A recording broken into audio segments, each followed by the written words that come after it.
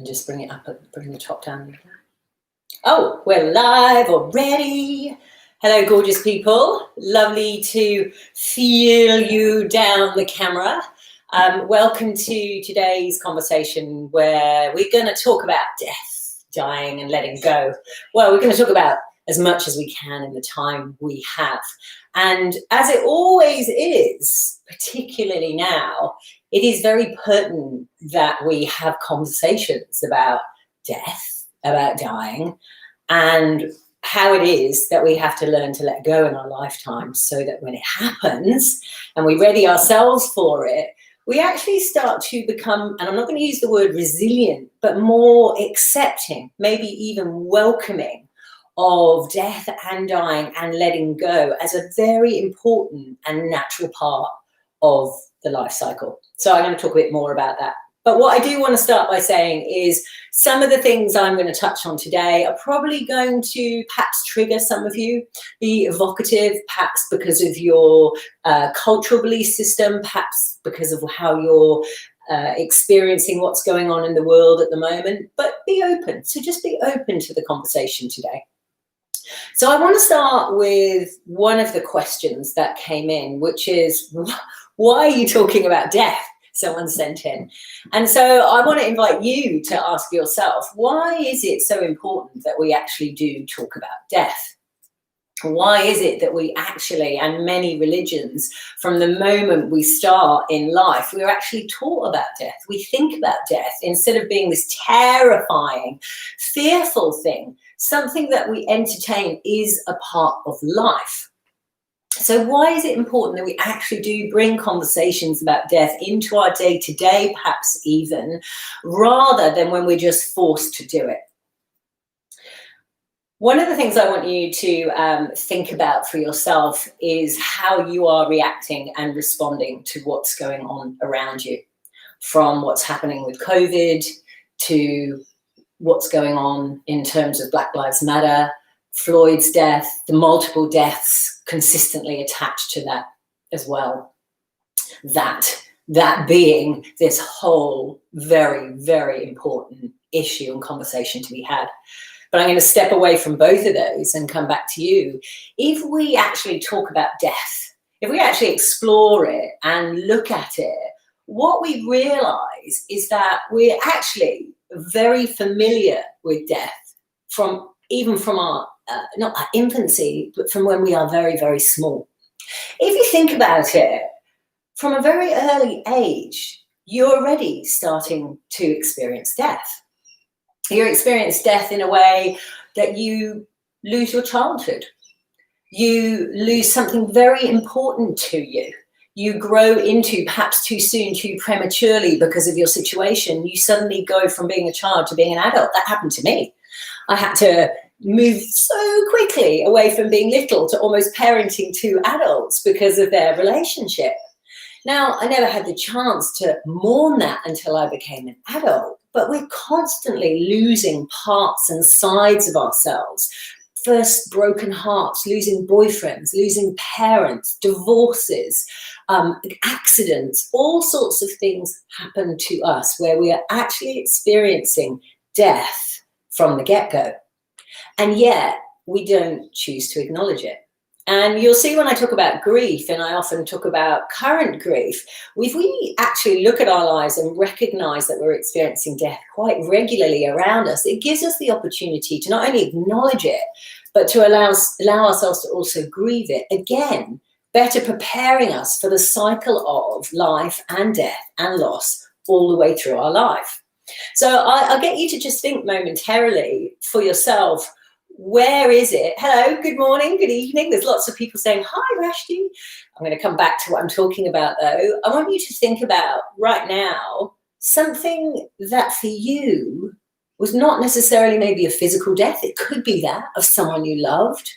Perhaps it's even a pet, an animal. But it also could be the death of a time in your life. I was working with somebody recently whose parents decided to move from the UK to Australia, kind of pulling them out of school, leaving all of their friends, leaving everything. And for them, what they hadn't realized was that was actually it was like a death. And what they hadn't realized is that they'd been grieving for years the loss of that life, the loss of the identity that they had over there, the loss of the friendships, the loss of that sense of self and home, and had for many years been trying to become something new, having neglected to recognize a part of life that had died for them. So I want us to be aware, if we actually acknowledge that not just once, but multiple times, there is death and loss and letting go. And actually, if you look back on your life, you'll realize just how incredibly, remarkably, and insanely resilient you are, and how quick to deal with death, dying, and letting it go you are, and you hadn't even realized it. So I invite you, as a little kind of takeaway exercise, to do almost like an inventory of where have you, since you were very, very little, from letting go of a dear, dear best friend who meant everything to you, where has there been deaths, sides of yourself lost and let go, and or you feel are going? I know at the moment I'm going through, like I'm seeing so much of myself aging. I have a really sore back at the moment, which means I can't jump around in my normal way for wear and tear at 47 years. I have a knee, which I mention all the time, that's saying, yeah, no more, thank you, Vashti. I'm also seeing, my body changing dramatically. Now, I know that's ego driven, but I'm not talking about the how it looks. What I'm talking about is how it feels. And what I realized recently is there is a death of sorts taking place. But in order to move forward from that, I actually really need to acknowledge that there is almost like there's a sadness. It's like when the leaves fall off in autumn and winter and it becomes sparse. There's a sense of loss taking place for me.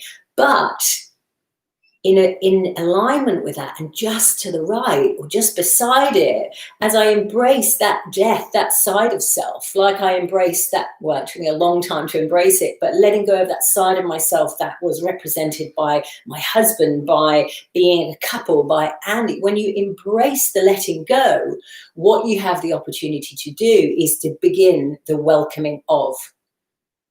So when we look at death, it gives us the opportunity, and I'm going to use this word quite frequently, as you know, it gives us the opportunity to recognize that with death comes always new life of sorts. As with an ending, there always comes a new beginning. It is the cycle of life.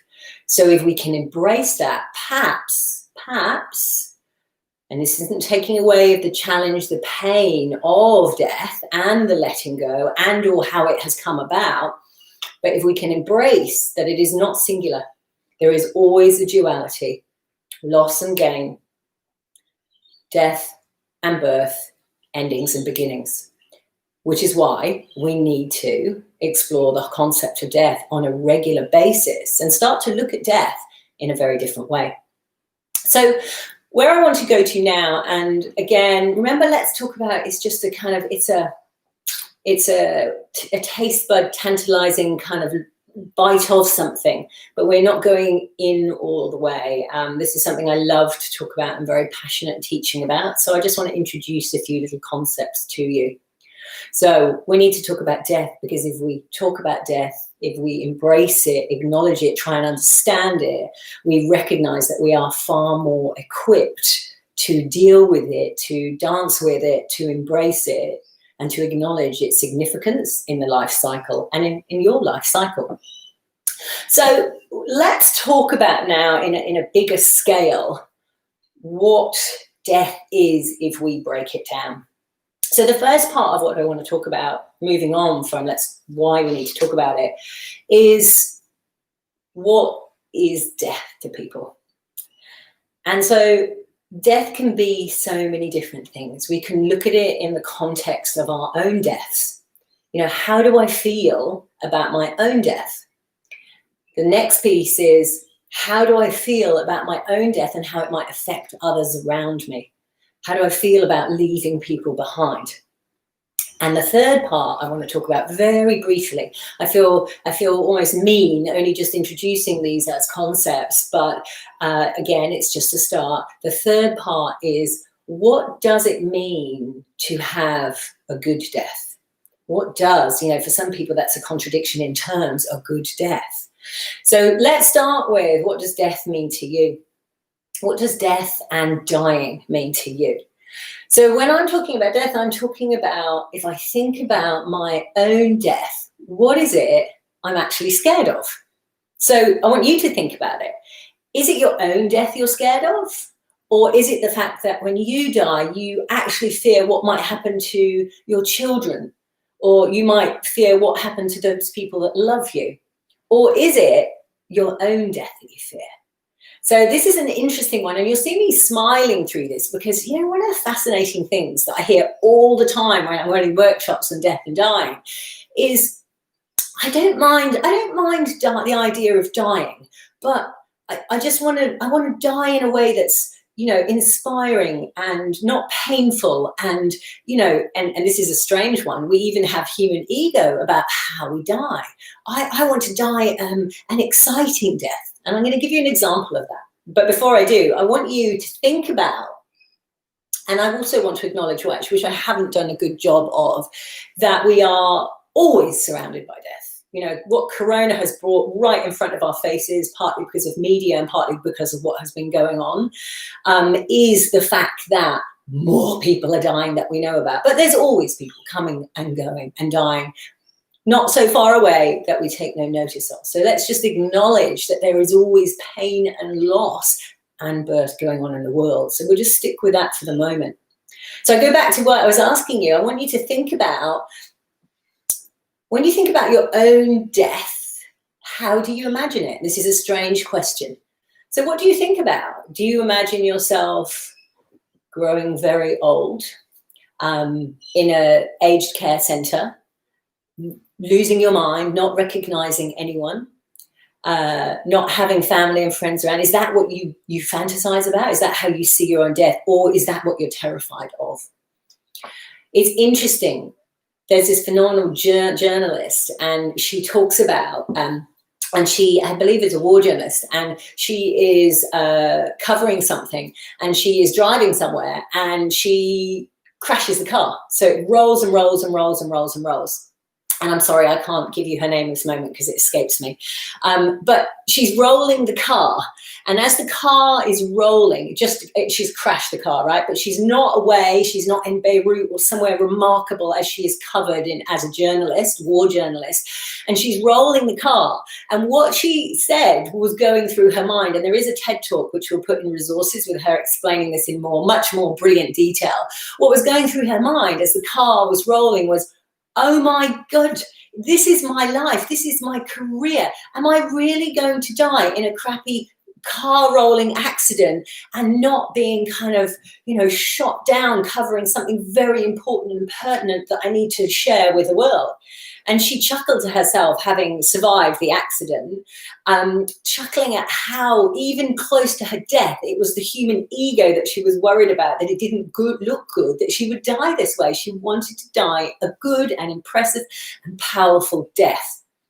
So what is interesting, I ask you to think about, if you allow yourself to think about how you would like to die and what it is that you actually fear that stops you thinking about that, it again invites you to have a very different relationship with death. I was talking to my gorgeous parents, and I was talking to them, having, both of them, all of them being in their mid-70s with the COVID virus going around, feeling very vulnerable, very susceptible to what might happen. And I was talking to them about how they felt about isolation and having to stay in. And at first they were very fearful.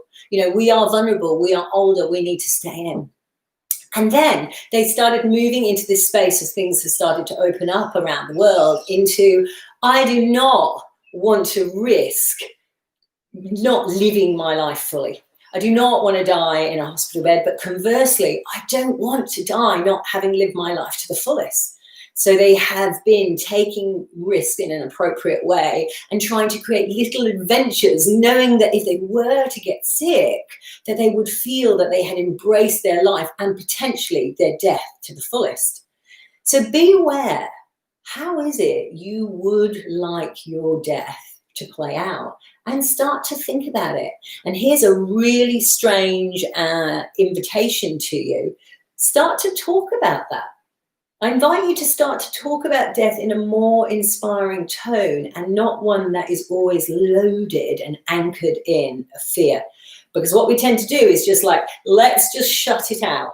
I don't want to talk about it. I don't want to think about it, especially when it's bombarding me through every piece of media possible that death is everywhere. It is always everywhere. Just be aware of that. So recognize when your fear of it, and I'm going to talk about that fear in a moment, when your fear of it has you block it out and then not learn from it. And not only not learn from it, but if we look at death, if we learn from death what it is there to teach us, it actually gives us the opportunity to live a richer and better life. If we bring death into the equation, instead of just being terrified by it, it allows us to live a better life. So what is it we actually fear?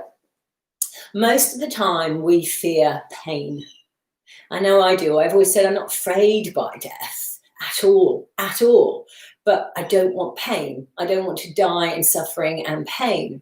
And having watched a beautiful man be in incredible pain, but also die a beautiful death, it's inspired me even more to really consider that when I look at my death and I look at dying and what I want to leave behind, I want it to be this celebratory, magnificent, beautiful, poignant, inspiring thing, and not a somber, sad thing, which in Western culture it has become.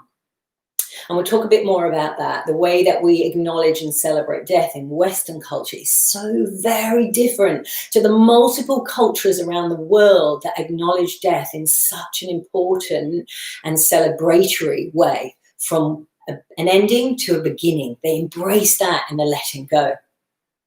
So what else is it that we're scared of when we think about death? Ultimately, and I can honestly say with my hand on my heart, whenever I run a session on this in a class, there will be 80% of the people would say, I'm not scared of my own death, but what I'm deeply scared of is what will happen to those people around me, what will happen to my children. You know, I can't imagine how hard their life will be without me, or how will they survive. So we go into this interesting space, which is, it's almost like anticipatory grief, where we start to feel this sense of fear, this sense of sadness of how our young or our family or our friends, how their lives will be without us. Again, we can never really interpret how that's going to be for another human being. We can imagine it.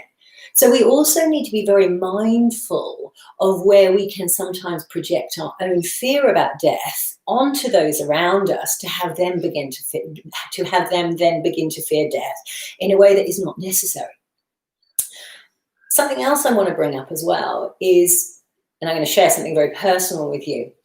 In the course of my late husband embracing dying and embracing the fact that death rather than life was ahead, something he found really challenging and had to travel through was a frustration that things and everybody would be okay after his death.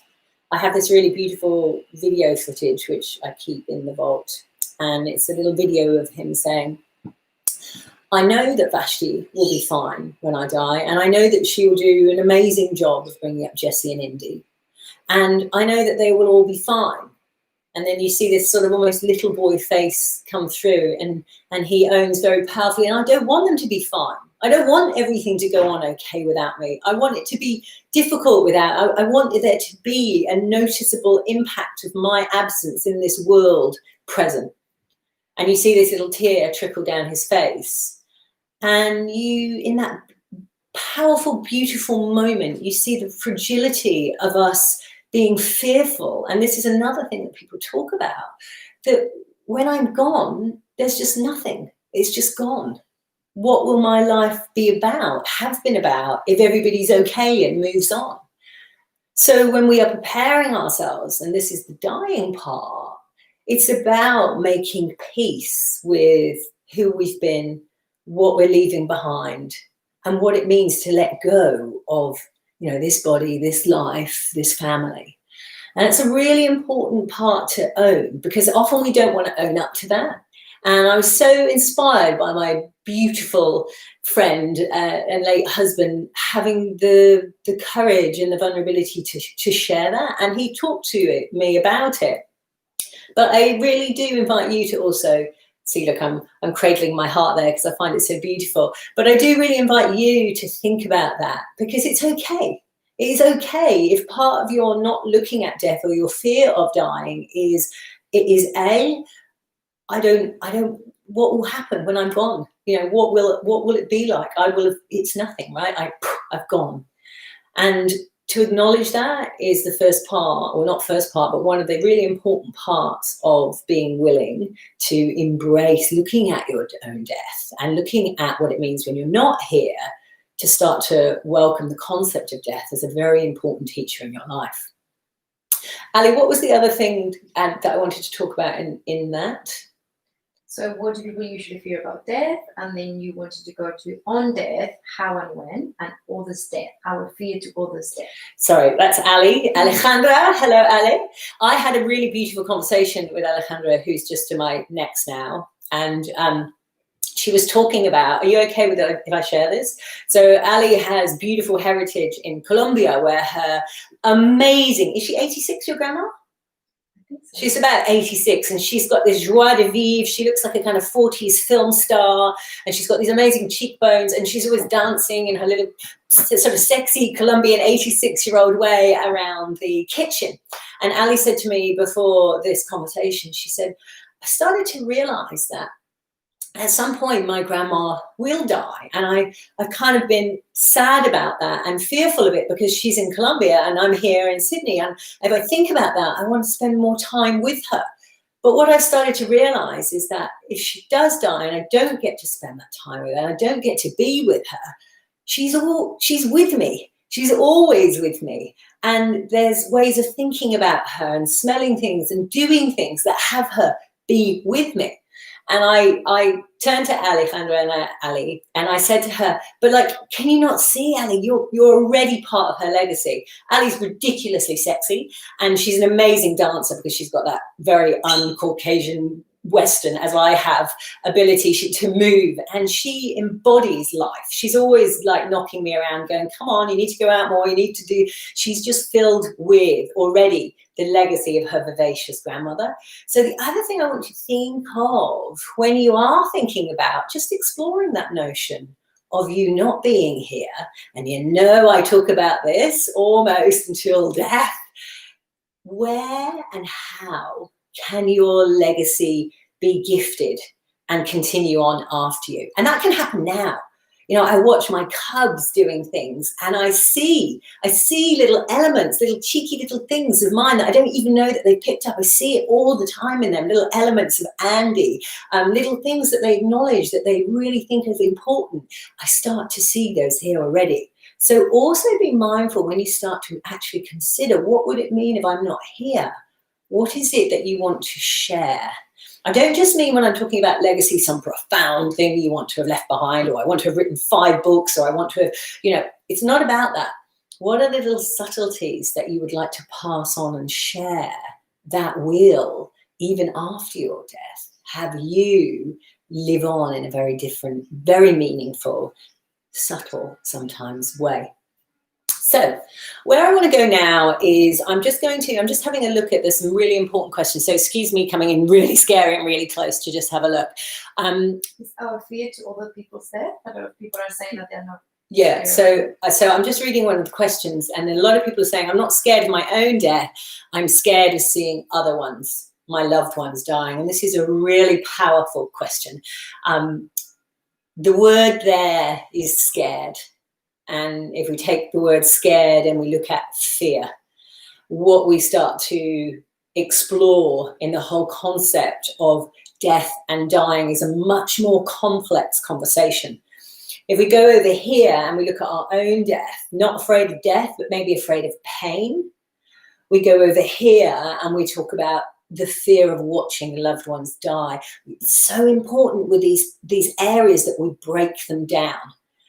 So that fear of watching loved ones die needs to be broken down into tiny little pieces to work through and explore.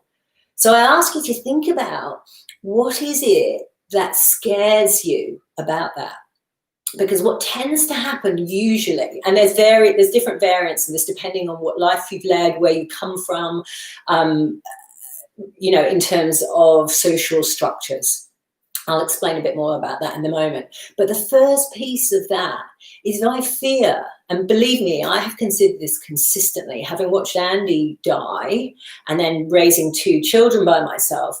The next thing for me to kind of put into an inventory, if you like, was my feelings and my thoughts about being a protective mother, a protective lioness. Like, how was I going to keep these 2 little beings safe, especially after I hadn't managed to save their dad, right? Because the human ego goes, I did all of these things, he died, and now I've got to do an even better job here. So you'd have thought that I would have become extra protective. But in fact, what it started to do was stretch, like I create flexibility with my muscles around fear. And the reason that happened for me was because what Andy dying taught me was about letting go of attachments.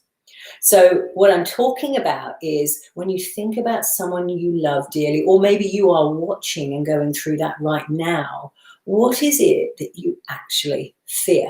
And I'm going to ask this in different ways.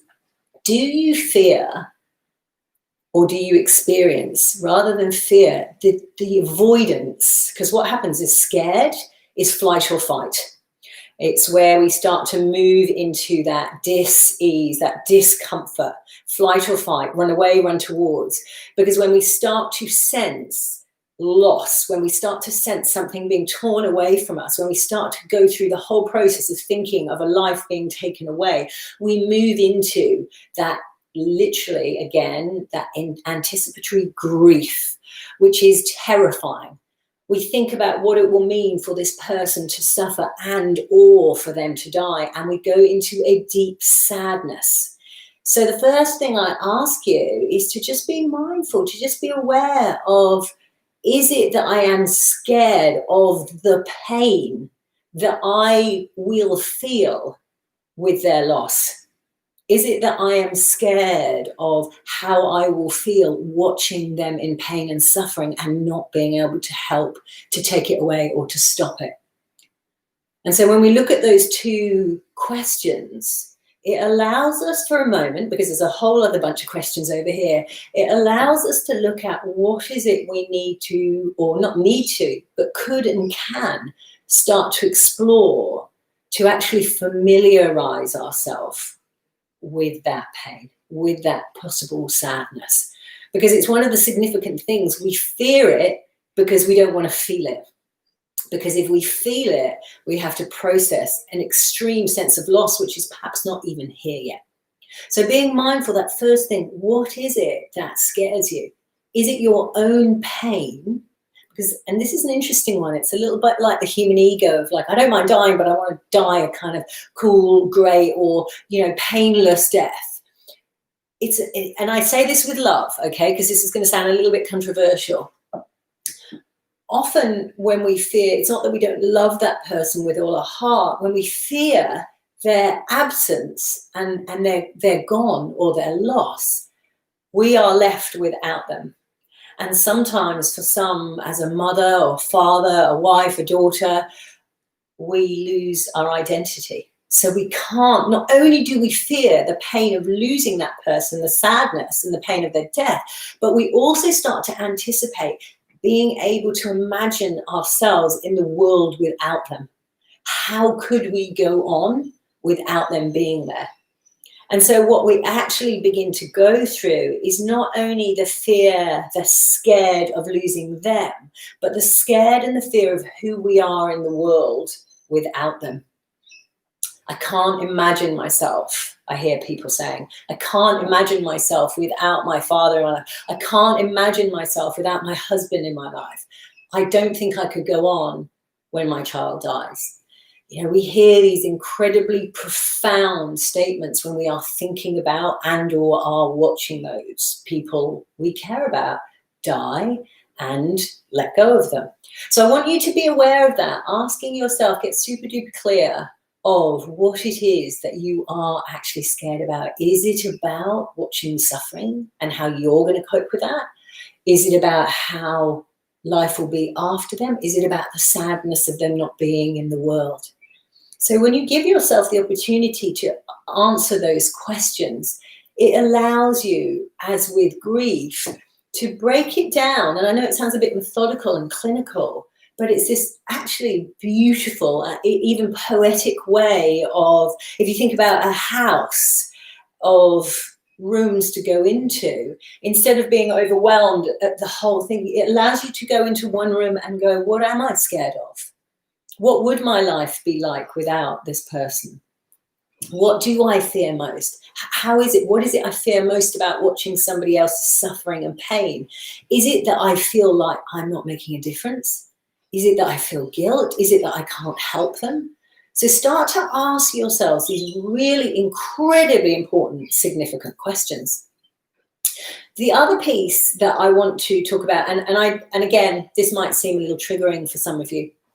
I worked not so long ago with a really lovely guy who was mourning and grieving the loss of his partner.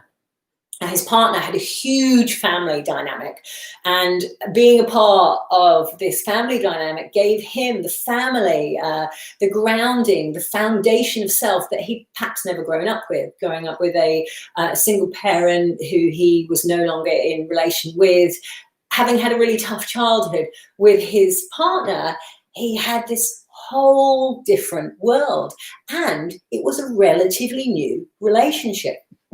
So with the death of his partner, all of a sudden he found himself not only without his love, but actually almost without this family dynamic. And so interestingly, the grief and the letting go was not so much about the partner. That was a huge part of it, but it was actually about their identity. It was actually about this sense of belonging, this sense of love, this community, this culture that had been there just for a moment and then was almost taken away. So the other thing that we need to, and I'm kind of going full circle here, if I go back to the beginning, the other thing that I want you to think about and consider, and it's hard to admit this sometimes when we talk about the whole conversation of actually letting go, we often have to face the fact that we're not just grieving the death of the loved one, but we're grieving the death of our identity and everything that they gave us. It's taken me years to actually find myself again in the world. And I do this because like I'm standing solidly on 2 feet without feeling like this. I felt so imbalanced for so long without this identity. And when I say identity, I mean partner in crime. You know, this wonderful other side to me, you know, a softness or a strength. You know, it was almost like double trouble, like, you know, twins.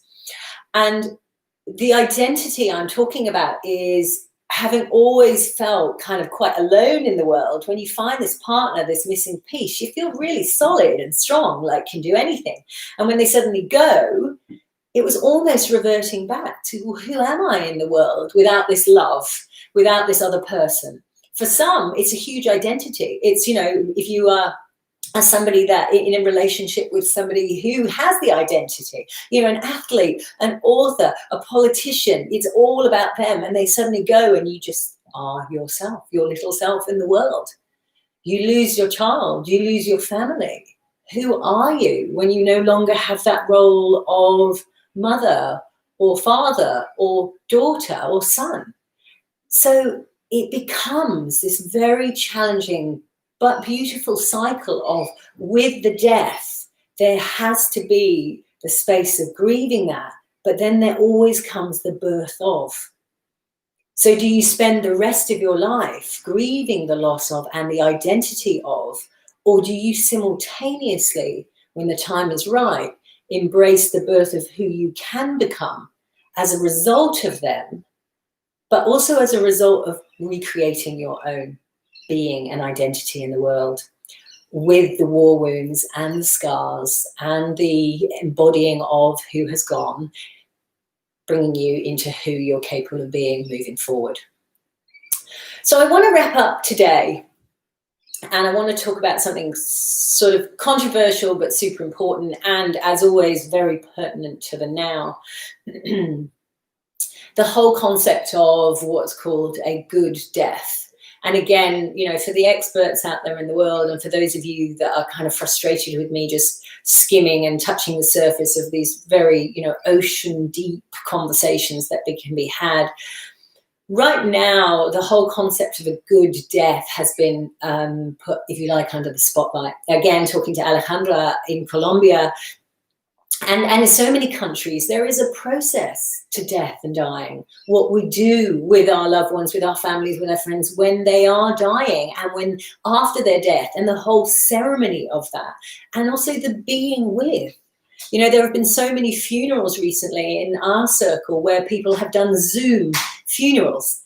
So there are many people, and there's a consistency here with Floyd also, where there was, not only did death come far too soon, but it also was not a good death. It was a violent, sad, lonely, harsh, cruel death.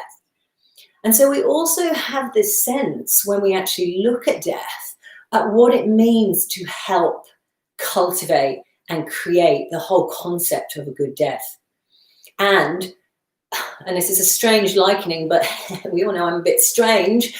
It's the same for a woman when she wants to have a natural birth sometimes, and the choice is taken out of her hands for safety, let's say, in this instance, and there is a cesarean instead. There are many women who feel almost robbed of the opportunity to have had a baby in a certain way. Now, I know that's a strange example, and I'm just touching the surface, but bizarrely, the same applies to death.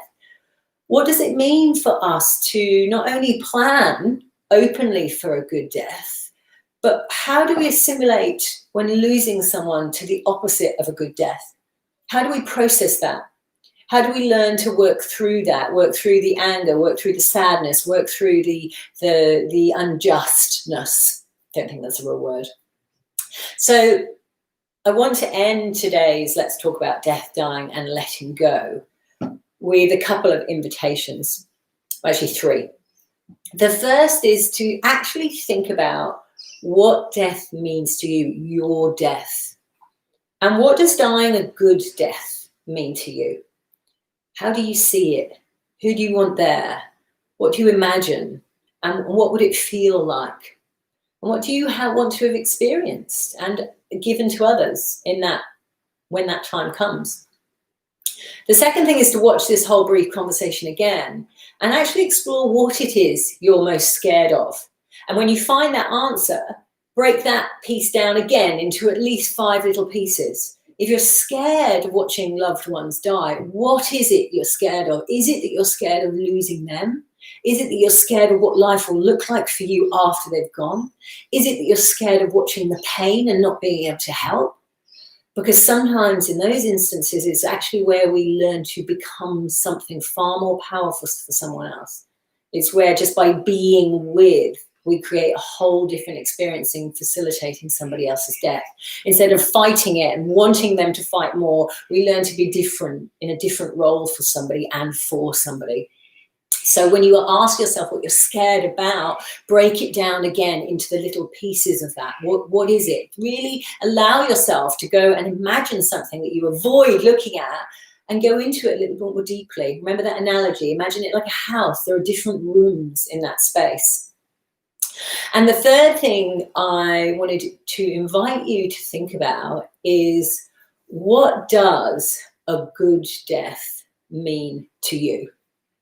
And when you ask yourself that question, there's duality into it, because what I want you, in duality in it, I want you to think about, if that's what a good death means to you, how might you start to show up for those around you, perhaps, who are facing and or looking down the barrel of death and dying, and how might you actually show up and be more present and more supportive in order, whether you can do it in person or you can only do it from Zoom, how can you actually help to contribute a good death for others?